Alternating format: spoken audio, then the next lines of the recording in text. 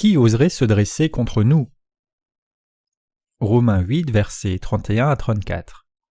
Que dirons-nous donc à l'égard de ces choses? Si Dieu est pour nous, qui sera contre nous? Lui qui n'a point épargné son propre Fils, mais qui l'a livré pour nous tous, comment ne nous donnera-t-il pas aussi toutes choses avec lui? Qui accusera les élus de Dieu? C'est Dieu qui justifie. Qui les condamnera? Christ est mort. Bien plus, il est ressuscité, il est à la droite de Dieu, et il intercède pour nous. Dans Romains 8, versets 31 et à 34, Paul témoigne de l'amour inséparable du Christ pour les croyants en résumant l'évangile de l'eau et de l'esprit et en arrivant à sa conclusion finale. Ce passage proclame la grande joie du salut atteinte au zénith de la foi. Paul dit dans Romains 8, 31 « Que dirons-nous donc à l'égard de ces choses? Si Dieu est pour nous, qui sera contre nous ?» Comme Paul, nous avons fait l'expérience de la manière dont l'évangile de l'eau et de l'esprit rayonne à mesure que le temps passe, et devient un évangile de salut encore plus grand à mesure que nos faiblesses sont révélées. Plus nous servons l'évangile de l'eau et de l'esprit, plus nous sommes remplis de conviction et de joie. Paul appela l'évangile auquel il croyait « mon évangile ». 2 Timothée 2, verset 8. L'évangile dont Paul témoignait n'était autre que la foi dans le baptême et le sang de Jésus. Mon évangile, que Paul prêchait, ne faisait pas référence à l'évangile de la croix auquel les religieux croient, mais à l'évangile de l'eau et de l'esprit qui proclame la bénédiction du fait que Jésus a enlevé tous les péchés de l'humanité une fois pour toutes. Cet évangile a fait de Paul un homme de grand courage. Du moment où il a reçu le pardon des péchés, la justice de Dieu a rempli son cœur, et ce dernier était donc également rempli du Saint-Esprit. Il s'est consacré à témoigner de l'évangile de l'eau et de l'esprit durant toute sa vie. L'évangile de l'eau et de l'esprit a le pouvoir et l'autorité d'enlever tous les péchés de l'humanité une fois pour toutes. Qui oserait alors être contre l'évangile de l'eau et de l'esprit auquel Paul croyait? Personne. Romains 8, 31 nous dit « Que dirons-nous donc à l'égard de ces choses? Si Dieu est pour nous, qui sera contre nous?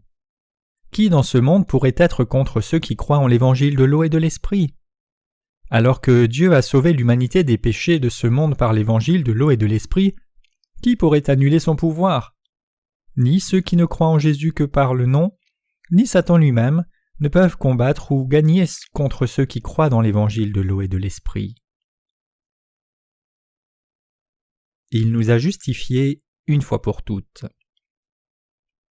Romains 8, versets 29 et 30 affirme « Car ceux qu'il a connus d'avance, il les a aussi prédestinés à être semblables à l'image de son Fils, afin que son Fils fût le premier-né entre plusieurs frères. Et ceux qu'il a prédestinés, il les a aussi appelés, et ceux qu'il a appelés, il les a aussi justifiés, et ceux qu'il a justifiés, il les a aussi glorifiés. » Ce passage nous dit que Dieu le Père a prévu de sauver tous les pécheurs en Christ, et il les a appelés par l'évangile de l'eau et de l'esprit, effaçant leurs péchés une fois pour toutes et faisant d'eux ses enfants. Alors que notre Seigneur a délivré tous les pécheurs de leurs péchés par l'évangile de l'eau et de l'esprit, qui pourrait aller contre ce qu'il a fait?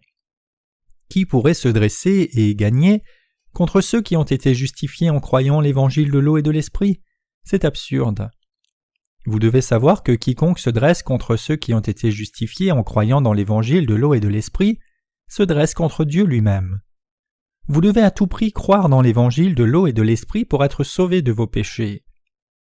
Si dans votre esprit et votre cœur vous êtes contre l'évangile de la vérité, alors vous ne pouvez pas être sauvé de tous vos péchés et vous serez condamné à l'enfer. Personne ne peut s'opposer à ceux qui ont la justice de Dieu.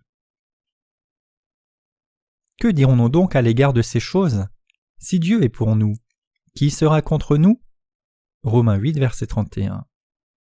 Le fait que Dieu soit pour nous représente le fait qu'il a pris tous nos péchés par l'évangile de l'eau et de l'esprit et nous a sauvés.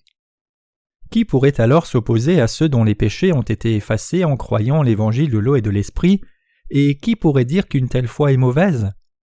Ce serait un exercice inutile et vain. Dieu a approuvé la foi de ceux qui croient en l'évangile de l'eau et de l'esprit. Comment quelqu'un pourrait-il défier cela? Jésus a pris tous les péchés du monde par son baptême et son sang à la croix. Qui peut dire que ceux qui croient cela se trompent ? Personne. Dans Romains 6, verset 3, Paul dit « Ignorez-vous que nous tous qui avons été baptisés en Jésus-Christ, c'est en sa mort que nous avons été baptisés ?» Paul voulait dire qu'il croyait au baptême de Jésus et son sang à la croix, par lesquels tous ses péchés ont été transférés sur Jésus et effacés, et par lesquels Paul est mort puis ressuscité avec Jésus. Galates 3, 27 nous dit aussi « Vous tous qui avez été baptisés en Christ, vous avez revêtu Christ. » Ce passage nous dit que Jésus a pris tous les péchés du monde par son baptême, a été crucifié à la croix pour ses péchés, puis est ressuscité, tout cela pour nous conférer la bénédiction de ceux qui croient en cette vérité pour devenir enfants de Dieu. La foi de Paul était ancrée dans la croyance qu'il avait été baptisé en Jésus, mort à la croix avec lui, puis ressuscité avec lui. Ainsi, dès que vous croyez au baptême de Jésus, tous vos péchés sont effacés et vous devenez enfants de Dieu, ressuscités avec Christ. Vous tous qui avez été baptisés en Christ, vous avez revêtu Christ. En d'autres termes, ceux qui croient que Jésus est venu dans le monde et a été baptisé par Jean-Baptiste pour prendre sur lui tous les péchés du monde, sont baptisés en Jésus. De plus, ils croient également qu'ils sont morts à la croix avec Jésus et par cette foi, ils sont ressuscités avec lui. Quiconque croit au baptême de Jésus et son sang sera par conséquent sauvé de ses péchés. Aussi certainement que Jésus est le Fils de Dieu, ceux dont les péchés ont été pardonnés en croyant en l'évangile de l'eau et de l'esprit deviennent enfants de Dieu. Paul parlait du baptême de Jésus car il avait reçu une grande bénédiction en croyant l'évangile de l'eau et l'esprit. Mais beaucoup n'ont pas encore reçu cette bénédiction de Dieu qui vient avec l'évangile de l'eau et de l'esprit. La plupart des gens pensent que l'évangile que Paul prêchait était l'évangile du sang à la croix, mais la vérité c'est qu'il croyait et diffusait l'évangile de l'eau et de l'esprit qui combine le baptême de Jésus et sa mort à la croix. Alors pourquoi les fidèles de Jésus sont-ils aujourd'hui inconscients de cet évangile de l'eau et de l'esprit ? C'est parce que l'évangile de l'eau et de l'esprit qui était prêché au début du christianisme a changé petit à petit. Durant cette période, tous les fidèles prêchaient et croyaient l'évangile de l'eau et de l'esprit. Malgré tout, au cours du temps, l'évangile a été altéré et prêché comme celui du sang seul de Christ, alors que son baptême était de plus en plus marginalisé. Cela explique que maintenant même, beaucoup de gens croient uniquement au sang à la croix, ce qui dévie du vrai évangile du début du christianisme. Ces gens ont encore du péché en eux. Ils sont ignorants de l'évangile de l'eau et l'esprit dans lequel se trouve la justice de Dieu, et de ce fait ils sont toujours pécheurs et se dressent toujours contre cette justice divine, même s'ils disent qu'ils croient en Jésus. Que peut voir un individu aveugle spirituellement ? Un aveugle pourrait, pour essayer de comprendre ce qu'est un éléphant, le toucher. Un aveugle pourrait toucher la patte d'un éléphant et dire que c'est un pilier, et un autre aveugle pourrait toucher sa trompe et dire que c'est un objet long car aucun n'a jamais vu d'éléphant. De même, un individu spirituellement aveugle ne peut parler de la grandeur de l'évangile de l'eau et de l'esprit. Ainsi, ceux qui ne connaissent pas la bénédiction de l'eau et de l'esprit ne peuvent la prêcher. Ceux qui ont déjà vu peuvent aisément comprendre ce que quelqu'un essaie d'expliquer avec des mots, mais un aveugle ne pourrait jamais vraiment comprendre. Les hommes naissent pécheurs.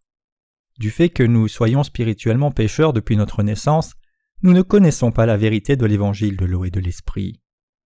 Ceux qui ne croient qu'au sang de la croix ont été une nouvelle version du christianisme.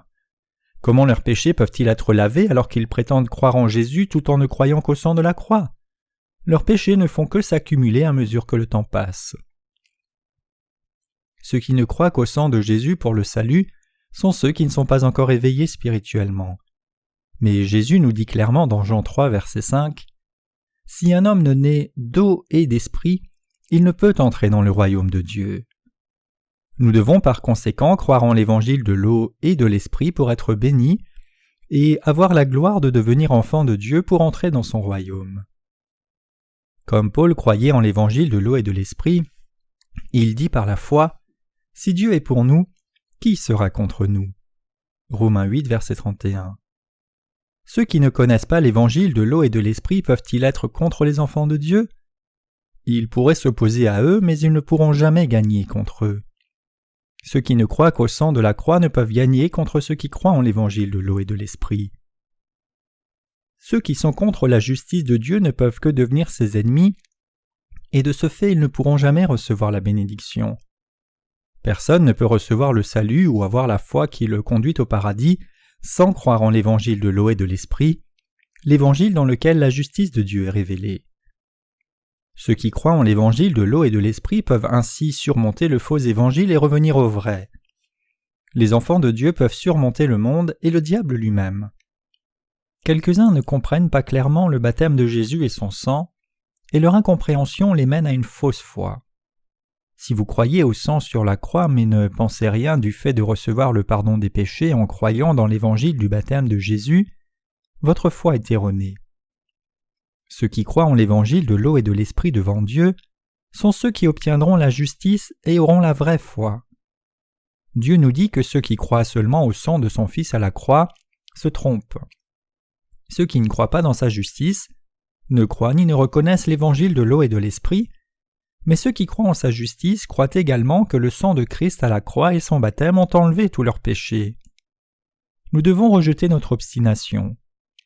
Ceux qui désapprouvent l'évangile de l'eau et de l'esprit insistent sur le fait que leur fausse croyance serait vraie. Ceux qui ne croient qu'au sang ont une moitié de foi dans sa justice. Ceux qui croient en l'évangile de l'eau et de l'esprit ont la foi complète, et ce sont les seuls à croire aussi dans la justice de Dieu et à attendre sa justice. Matthieu 3, verset 15, 11, verset 11.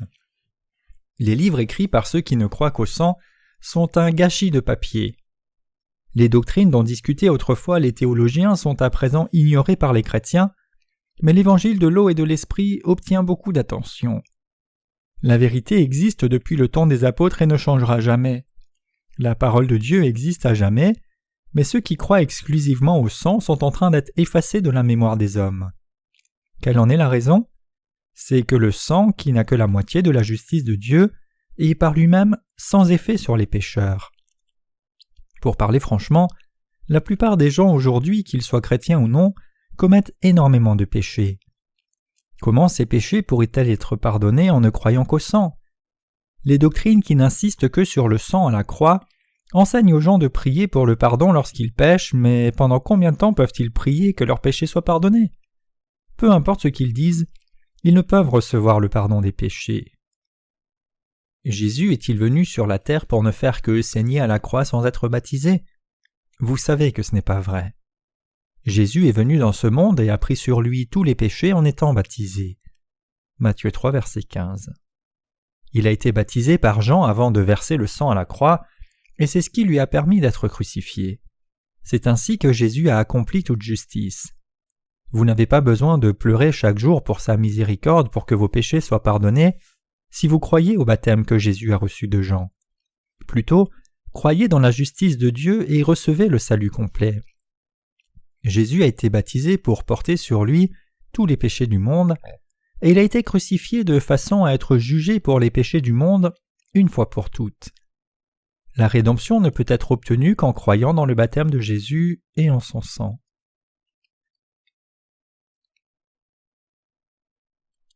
Jésus nous a-t-il donné un salut qui est plus grand que les péchés que nous commettons ? La rédemption donnée par Jésus est beaucoup plus grande que tous les péchés que nous avons commis et que nous commettrons. Si le baptême de Jésus et son sang n'étaient pas plus grands que les péchés de l'humanité, alors nous ne pourrions ni croire en Jésus comme le Sauveur, ni recevoir la rédemption.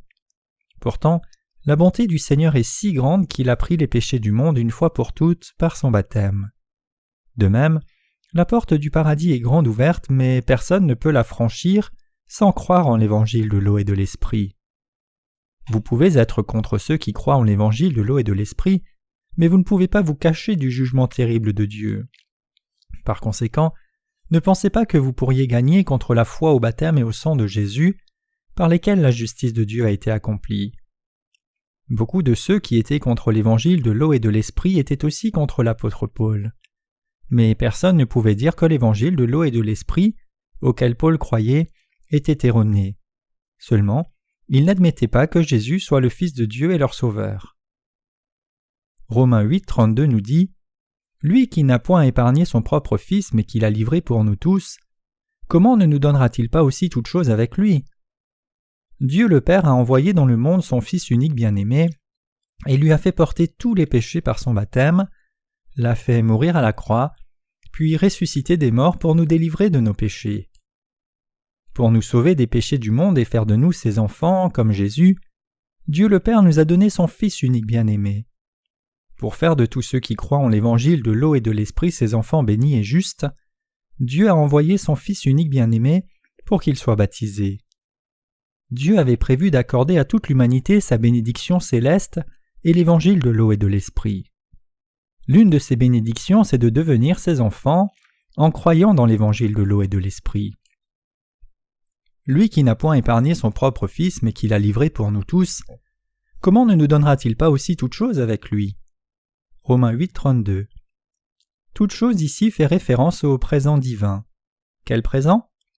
Dieu a donné à ceux qui ont reçu Jésus et ont cru en son nom le droit de devenir ses enfants, c'est-à-dire que ceux qui croient en l'évangile de l'eau et de l'esprit deviennent enfants de Dieu.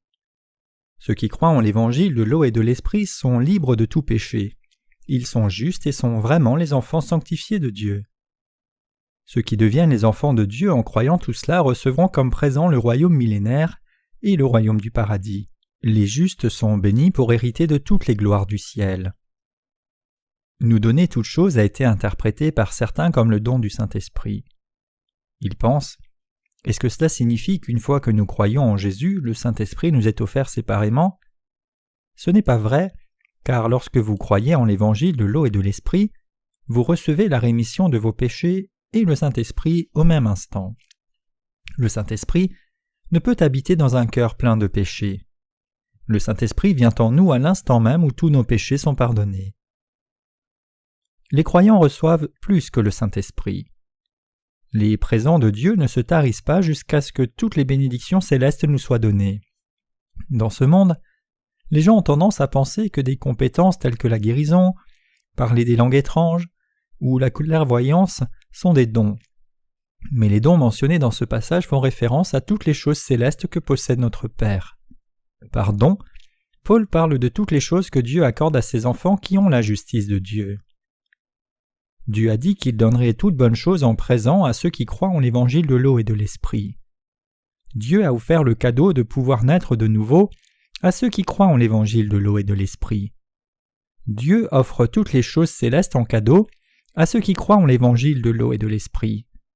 Les chrétiens souffrent tellement durant leur vie dans ce monde, mais lorsque le royaume de Dieu viendra, ils seront récompensés avec la gloire du paradis. Ne dites pas que vous êtes les élus sans raison. Romains 8, versets 33 et 34 dit « Qui accusera les élus de Dieu? C'est Dieu qui justifie. Qui les condamnera? Christ est mort. Bien plus, il est ressuscité, il est à la droite de Dieu, et il intercède pour nous. Qui accusera les élus de Dieu? Pouvez-vous accuser ceux que Dieu a sauvés par l'évangile de l'eau et de l'esprit? Bien sûr que non. Les théologiens citent Calvin en disant que certains furent choisis de manière inconditionnée, alors que d'autres ne le furent pas. Pourtant, vous ne devez jamais utiliser le terme inconditionné dans la présence de Dieu. En le faisant, ils prouvent qu'ils ne connaissent pas Dieu du tout et que leur doctrine est fausse. La sélection inconditionnelle signifie que Dieu aimerait quelques-uns sans raison et détesterait les autres sans plus de raison. Comment pouvons-nous dire que Dieu est juste alors qu'il en aimerait quelques-uns et en détesterait d'autres? Ce n'est pas notre Dieu. Notre Dieu aime et se montre attentionné envers toute l'humanité en Christ. Ici, au verset 32, il est dit « Lui qui n'a point épargné son propre Fils, mais qui l'a livré pour nous tous, comment ne nous donnera-t-il pas aussi toutes choses avec lui ?» Dieu nous a donné son Fils pour sauver toute l'humanité. Par lui, Dieu nous a fait croire au fait qu'il a pris tous nos péchés par la parole de l'eau et du sang. Au verset 33, il est écrit « Qui accusera les élus de Dieu ?» Ici, les mots « élus de Dieu » n'impliquent pas que Dieu en choisisse certains sans condition. Dieu choisit ceux qui ne peuvent vivre sans Jésus-Christ et ceux qui n'ont pas leur propre justice, de façon à les revêtir de sa justice. Qui pourrait donc accuser les élus de Dieu? Personne. Personne ne peut dire que notre foi soit erronée. Personne ne peut juger ceux qui sont sauvés de leurs péchés et choisis comme enfants de Dieu parce qu'ils ont cru en l'évangile de l'eau et de l'esprit. Ceux qui croient uniquement au sang de la croix ne peuvent dire que ceux qui croient en l'évangile de l'eau et de l'esprit ont tort, ni les accuser devant Dieu. Quelques individus jugent mal ceux qui sont vêtus de la justice de Dieu en croyant en l'évangile de l'eau et de l'esprit. Mais est-ce que c'est bien? Non. La foi de ceux-ci, choisis pour être justes dans la présence de Dieu, ne peut être mal jugée par qui que ce soit. Qui pourrait dire que ceux qui croient en l'évangile de l'eau et de l'esprit sont des pécheurs et mal juger leur foi? Nous prêchons depuis longtemps l'évangile de l'eau et de l'esprit dans lequel la justice de Dieu est révélée pour tous les hommes de la terre. Mais personne ne nous a porté d'accusation pour avoir prêché l'évangile de l'eau et de l'esprit. Il y en a juste quelques-uns qui nous ont demandé d'approuver la foi du seul sang sur la croix. Eux-mêmes ne pouvaient dire qu'il est mauvais d'avoir foi en l'évangile de l'eau et de l'esprit. Le vrai évangile de l'eau et de l'esprit est l'évangile qui contient la justice de Dieu.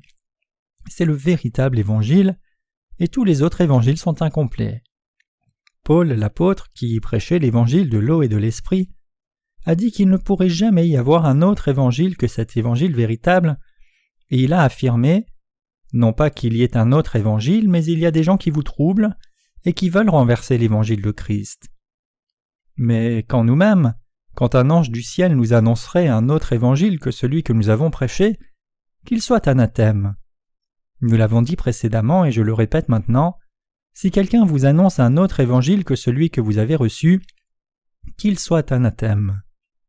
Galates 1, versets 7 à 9. Personne ne peut dire que l'évangile de l'eau et de l'esprit soit erroné d'un point de vue biblique. Ceux qui ne croient pas en l'évangile de l'eau et de l'esprit sont contre lui. Si vous pensez que l'évangile de l'eau et de l'esprit donné par Dieu est erroné, alors allez vers Dieu pour protester. Nous aussi devons et pouvons combattre les faux évangiles et les évangiles incomplets qui insistent sur le seul sang de la croix. Comment Jésus aurait-il pu être crucifié pour nos péchés sans les avoir pris sur lui au préalable par son baptême? Ne dites pas que ceux qui croient dans la justice de Dieu ont des péchés. Porter une accusation signifie demander un jugement lors d'un procès. Seuls ceux qui font le mal pourraient porter une accusation contre ceux qui croient dans l'évangile de l'eau et de l'esprit. Ceux qui croient en l'évangile de l'eau et de l'esprit ont foi dans la justice de Dieu. Qui donc pourrait dire qu'ils ont tort? Personne, car c'est Dieu qui les justifie. Personne ne peut accuser ceux qui croient en l'évangile de l'eau et de l'esprit d'un quelconque péché. C'est Dieu qui justifie. Romains 8, verset 33. Qui a déclaré de ceux qui croient en l'évangile de l'eau et de l'esprit qu'ils sont sans péché? Dieu lui-même. Il déclare par sa justice que les croyants en l'évangile de l'eau et de l'esprit sont justifiés. Justifier ne s'applique pas à ceux qui ont encore du péché, mais à ceux dont les péchés ont été vraiment pardonnés, les rendant sans péché et justifiés.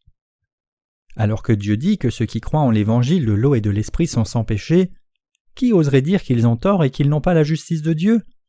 Aucun théologien de ce monde ne peut affirmer une telle chose. Le christianisme d'aujourd'hui a été corrompu par la doctrine de la sanctification qui essaye d'atteindre la sainteté religieuse. Un théologien en Angleterre, après avoir demandé « L'Église de Dieu est-elle sainte, justifiée ?» a prétendu que l'Église de Dieu elle aussi était imparfaite. De façon claire, ce théologien ne connaissait ni l'évangile de l'eau et de l'esprit, ni la foi dans la justice de Dieu. Mais chaque individu qui croit dans l'Église de Dieu croit en l'évangile de l'eau et de l'esprit, et il est complètement dépourvu de péché. Bien qu'il puisse être faible dans la chair, il a tout de même la justice parfaite de Dieu. Est-ce que tous sont sans péché dans l'Église de Dieu? Oui. L'Église est un lieu où les croyants qui sont sanctifiés et sans péché se réunissent en Christ. Si les croyants ont du péché, ce ne sont pas des enfants de Dieu. Qu'est-ce qui les a sanctifiés? C'est bien sûr la foi en l'évangile de l'eau et de l'esprit qui les a rendus purs de tout péché en recevant la justice de Dieu.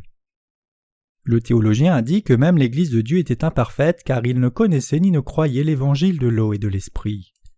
Qui ose dire que ceux qui croient en l'évangile de l'eau et de l'esprit sont des pécheurs? C'est Dieu qui les a justifiés. Pouvons-nous, nous qui croyons en l'évangile de l'eau et de l'esprit, être dans le péché seulement parce que nous sommes faibles? Non, certainement pas.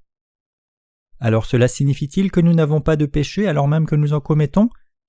Tout à fait. C'est pourquoi nous devons croire en l'évangile de l'eau et de l'esprit. Les gens ne commettent pas de péché volontairement, mais à cause de leur faiblesse. Il y a très peu de gens qui ont réellement l'intention de commettre des péchés. Presque toutes les iniquités sont causées par les faiblesses des êtres humains. Ceux qui croient en l'évangile de l'eau et de l'esprit n'ont pas de péché dans leur cœur, car ils ont la justice de Dieu. Nous sommes sans péché, car Dieu a évacué tous nos péchés par sa justice. C'est pourquoi la Bible dit « C'est Dieu qui justifie ». C'est Dieu qui déclare que tous ceux qui croient en l'évangile de l'eau et de l'esprit sont sans péché, car ils ont sa justice. Nous avons été délivrés de tous nos péchés en croyant dans l'évangile de l'eau et de l'esprit. Si Jésus n'avait pas pris aussi nos péchés à venir, comment pourrions-nous être rachetés de nos péchés et comment pourrions-nous dire que nous ne sommes plus pécheurs? Si après avoir commencé à croire dans la justice de Dieu, nous commettons des péchés et vivons dans le péché, est-ce que cela nous disqualifie pour être sanctifiés ou recevoir la rédemption et nous destinerait de nouveau à l'enfer? La réponse est non. Si notre salut vient de l'auto-sanctification, qui dans ce monde pourrait être sauvé? Personne. Personne ne peut vivre une vie parfaite dans la chair et être sanctifié en gardant complètement les commandements. Ainsi la Bible dit « Il n'y a point de juste, pas même un seul » Romains 3, verset 10. Par nature, les êtres humains ne peuvent recevoir la justice de Dieu par leurs propres actions.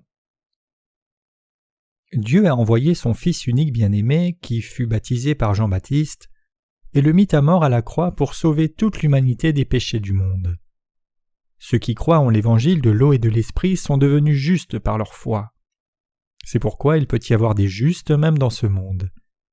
Abraham est devenu aussi le père de la foi en croyant dans la parole de Dieu. Même si beaucoup de chrétiens disent qu'ils peuvent recevoir la justice de Dieu par la doctrine de la justification, en fait ils sont ignorants. Qu'est-ce que la justice de Dieu? Elle est différente de la justice humaine. Dans quel évangile la justice de Dieu est-elle révélée? Dans l'évangile de l'eau et de l'esprit est révélée cette justice de Dieu. Si nous rejetons l'évangile de l'eau et de l'esprit et n'y croyons pas, cela signifie que nous nous dressons contre Dieu.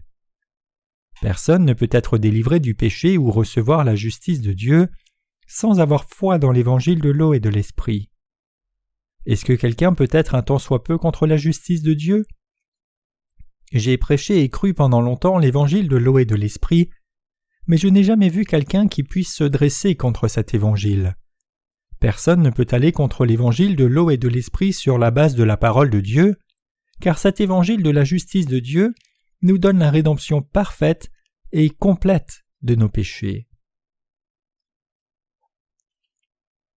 Qui peut condamner ceux qui ont la justice de Dieu? Lisons Romains 8, 34. Qui les condamnera? Christ est mort. Bien plus, il est ressuscité, il est à la droite de Dieu, et il intercède pour nous. Est-ce que quelqu'un pourrait condamner en tant que pécheur ceux qui croient dans la justice de Dieu? Personne ne le peut. Est-ce que quiconque condamne ceux qui croient en l'évangile de l'eau et de l'esprit, qui ont été délivrés de leurs péchés, comme des pécheurs? Non. Qui les condamnera? Qui peut dire que ceux qui croient dans la justice de Dieu sont des pécheurs? Le salaire du péché, c'est la mort. Si vous avez du péché dans votre cœur, vous irez en enfer. Dieu juge les hommes parce qu'ils ont du péché. Mais ceux dont les péchés ont été enlevés par leur foi dans la justice de Dieu ne sont pas jugés par Dieu, car ils n'ont plus de péché à juger. Alors que Dieu lui-même ne juge pas ceux qui croient dans la justice de Dieu, qui oserait les condamner? Si un individu qui croit en Jésus-Christ est dans le péché, c'est un pécheur et il sera jugé et condamné par Dieu. Les pécheurs seront jugés par Dieu pour les péchés dans leur cœur, et les autres fuiront. Mais si un fidèle de Christ croit dans l'évangile de l'eau et de l'esprit et reçoit la justice de Dieu, cet individu est sans péché devant Dieu et personne ne peut condamner cette personne. N'y a-t-il pas de péché dans la conscience de tels individus? Qui les condamnera? Christ est mort, bien plus, il est ressuscité, il est à la droite de Dieu, et il intercède pour nous. Jésus, le Fils de Dieu, est venu sur cette terre pour nous donner la justice de Dieu, a reçu le baptême de Jean-Baptiste pour porter tous nos péchés, est mort à la croix en versant son sang, puis s'est relevé de la mort pour devenir notre Sauveur. Il est maintenant à la droite de Dieu et il intercède pour nous comme notre Sauveur. Le Saint-Esprit prie aussi pour ceux qui ont la justice de Dieu. Jésus prie pour nous au paradis. Le Saint-Esprit, lui aussi, prie pour nous devant Dieu le Père, mais d'une manière différente avec des soupirs inexprimables lorsque nous sommes faibles dans nos cœurs. Jusqu'à quel point la justice de Dieu dans le cœur de ceux qui croient en l'évangile de l'eau et de l'esprit est-elle parfaite? La perfection de la justice de Dieu nous dit que l'évangile de l'eau et de l'esprit est aussi sans défaut et parfait.